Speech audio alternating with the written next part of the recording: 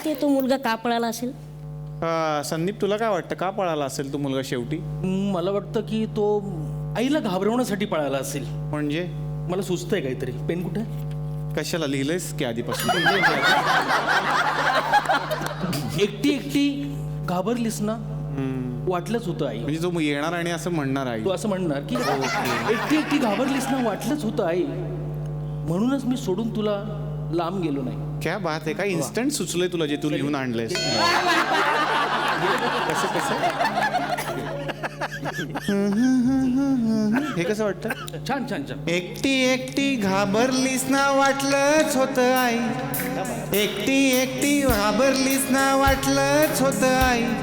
म्हणूनच तर सोडून तुला लांब गेलो नाही. नाळ नाळ नाळ नाळ नाळ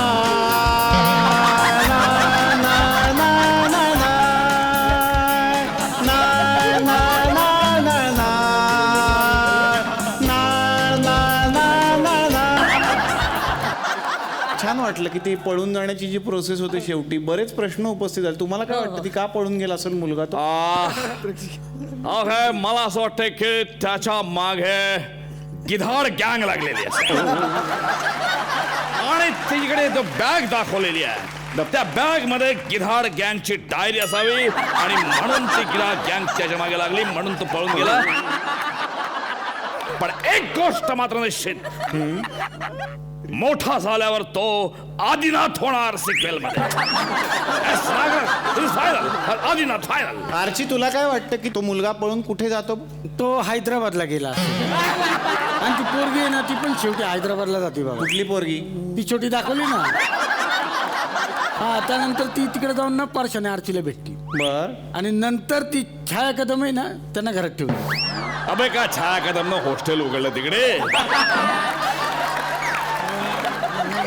जो येतो तो छाया कदमला भेटते, जो येतो तो छाया कदमला भेटते. काय चालू आहे हे? याच्यामध्ये इतकं सुंदर गाणं बनवलंय एवीनं, आई मला खेळायला जायचंय जाऊ दे नवं. हे गाणं जर म्हणजे आम्ही केलं असतं दोघांनी मिळून तर म्हणजे एवी तुमचं सुंदरच आहे, त्यात काही वादच नाही.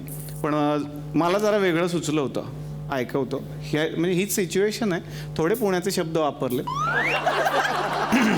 खेळायला निघालेलं गोंडस पाखरू,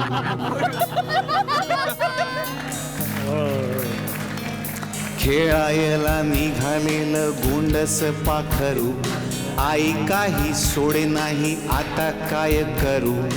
जाऊ दे ना खेळायला मला आज आई, अभ्यास सगळा झालाय माझा हट्ट करणार नाही. सांगायची आहे माझ्या सानुल्या फुला, नागराज मंजुळेची कहाणी तुला. नाळ नाळ नाळ नाळ नाळ नाळ नाळ नाळ नाळ नाळ नाळ नाळ नाळ नाळ. हेट्रात सतत असतो मी बसून, वा वा, सुंदर. हेट्रात सतत असतो मी बसून, भांडावले डोके वाट बघून बघून. वा वा. तास तास जातो सारे पोस्टर बघून, तास तास जातो सारे पोस्टर बघून. अशा वेळी काय सांगू झी स्टुडिओचे पोस्टर दिसे, अशा वेळी काय सांगू झी स्टुडिओचे पोस्टर दिसे. आपसुक चेहऱ्यावर आनंद येत असे, वाटते की उठून या कुणी पास द्यावे, वाटते की उठून या कुणी पास द्यावे. ताणलेल्या रसिकाला आणि काय हवे. असा गेलो आहे बाळा पास वाटून वाटून. पॉपकॉर्न, वडापाव, नाही तेवढंच होतं, बाकीचं मी एवढं जुळवत होतो. तुमचं जे गाणं आहे कुठलं जिंगाट जे गाजलेलं आहे ते मी बनवू शकतो. हे बघा. उरात होते या धडधड, गाली लालावर आली. उरात होते या धडधड, लाली गालावर आली. अंगात भरलय वार, ही फिरतीची बाधा झाली. अधीर झालं मन बधीर झालं, बनून मजनू आलं. जिंग जिंग जिंगाट झालं या,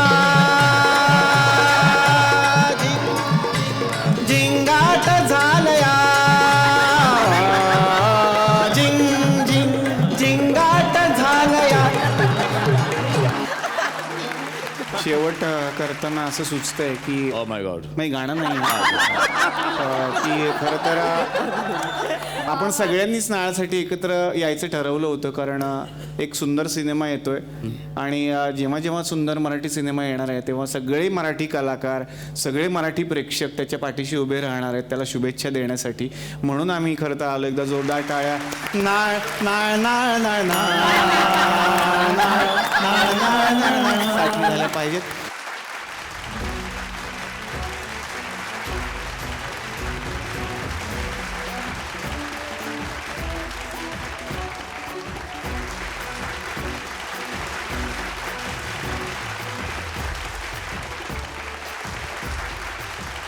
मला असं वाटतं की सगळ्यांना खूप साऱ्या शुभेच्छा आपण देऊया आणि आरची जे आपण ठरवलेलं आहे शेवटी ते आपण देणार आहोत. हो हो मी मी मी देणार आहे. बरं तुझ्या हस्ते. चला. हा हा परशा ओके. परशा. अरे हे काय करतो? एक मिनिट इकडे या. हे काय केलं? ते स्क्रिप्ट मध्ये त्यानं तसं लिहिलेलं काय? सगळ्यांना मुके द्यायचे. बुके. अरे देवा. बुके देतो आपण शेवटी सगळ्यांना. ब होतं ते ब. Bouquet bouquet. हे बाबा परशा माझं परत दे. बुके आणा, बुके आणा, आणा बुके, बुके आणा. खूप साऱ्या शुभेच्छा देतो. हे वा. हो.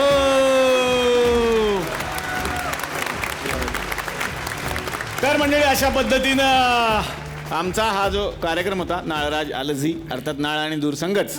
तर मला वाटतं की आत्ता तर कुठे सुरुवात झाली आणि महाराष्ट्रामध्ये सगळी थिएटर हाऊसफुल होणारच आहेत, त्यात काही वादच नाही. तेव्हा जोरदार टाळ्या नाळसाठी.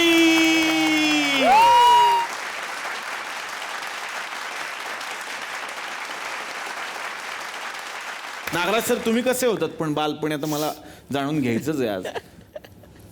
मी लयच उपेदापी होतो. आणि मला आठवते की मी म्हणजे याच्या वयात होतो तेव्हा सकाळी गेलो 7-8 वाजता, तर रात्री 12, 1, 2 आणि अनेकदा मी घराबाहेर राहिलोय. अच्छा. आणि माझे घरचे शोधत फिरायचे मला. त्यामुळं मी जरा विचित्रच होतो. मला हे चांगलं आठवतं की मी नाही का अमिताभ खूप आवडायचा ना, शर्टला गाठ मारायचो. बर.